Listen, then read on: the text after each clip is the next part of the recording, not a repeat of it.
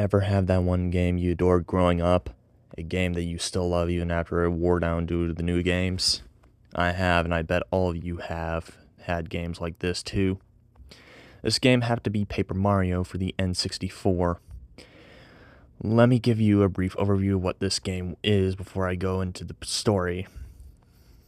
Paper Mario for the N64 was the first in my personal favorite video game series. Unlike most other games starring our fat-ass Italian hero, this is an RPG. Obviously not the first Mario RPG, but it's set apart from the other Mario RPGs in the sense that it's made out of paper visually. The game is known for its lighthearted humor and simple yet dark storylines, which balances the overly childish feel with a sense of, hey, this is serious. And my response to that is, yes. Anyhow, I'll start with the story. It was only roughly 3 or 4 months ago when life was getting tough for me and my family. With divorced parents and a brother who dislikes me, things got stressful easily for me. What helped me through the distressful times though, was still look on my back on my past and play video games from my childhood.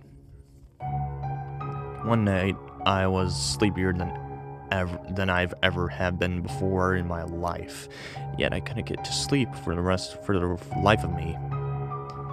Stressed out due to the fight with my brother, I couldn't shut my eyelids, so there I had to be on my computer one day browsing the interwebs for the lulls.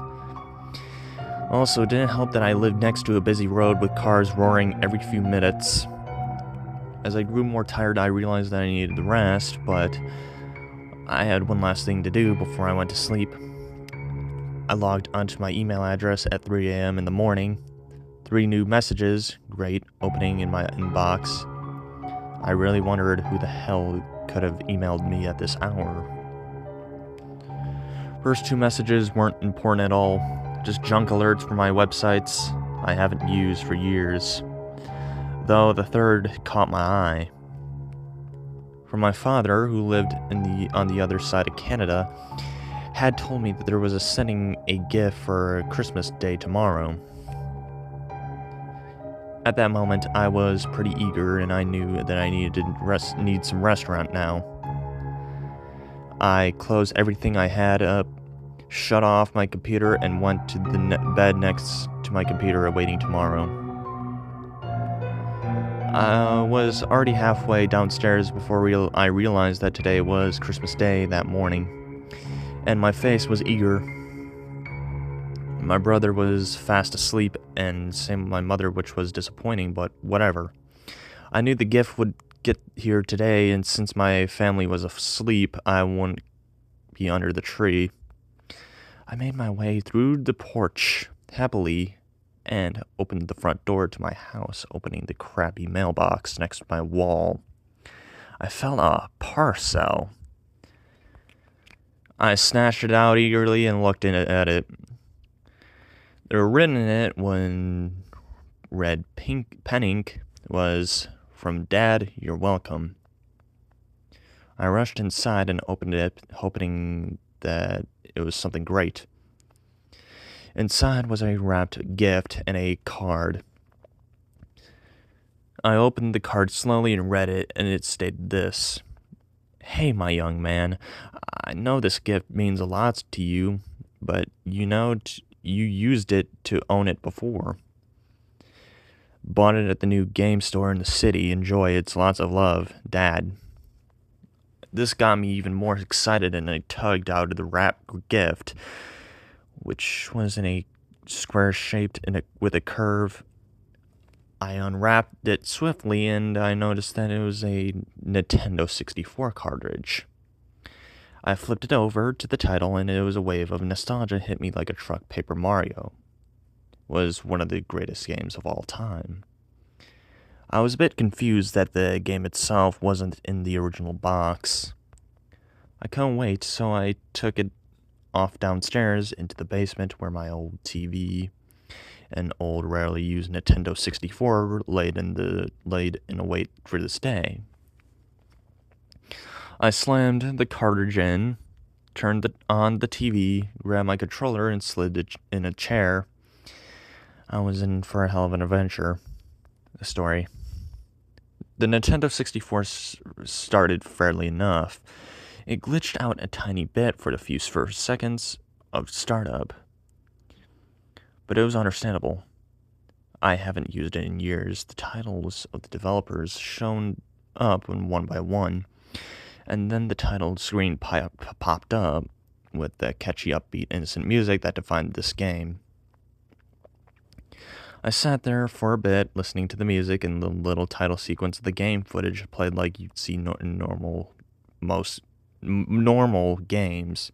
It seemed that intact enough, I guess. I clicked start and the game seemed a slight bit choppy while it just was transitioning from the title screen to the save screen. But I again dismissed it for being a lack of time. I've used the console. What struck me odd was that it was out of our 4 save files. One of them was used, that it was named Beta Tasks. I wasn't surprised, though. I was prepared to face the fact that this was a used copy of the game, considering the fact it was not in the original box you'd get at the stores, though the name of the save file struck me even odd. Was this a beta of the game? I didn't know, but oh well. It also struck me that, unlike the other files, the used one is only set at the name of the file, not the progress, time, or anything. I didn't delete it though, but I didn't play it at first. I created my own save file and named it something witty. Bananas. Yes, witty. Sarcasm. The game started as usual. Paracari delivering the mail to Mario and Luigi's house. Luigi fetching the mail and bringing it to the house and talking to Mario. Right then, a speech bubble should have appeared with a few lines of dialogue, but it didn't. Luigi just stood there oddly with the letters in his hand. I had full control of Mario, oddly enough as well, so you shouldn't get control of him until you get past into Peach's castle. Oh well, it's probably just a bug. But why not explore? I mean, this shouldn't happen in the game. I walked Mario towards the exit to his house, and a text bubble popped up.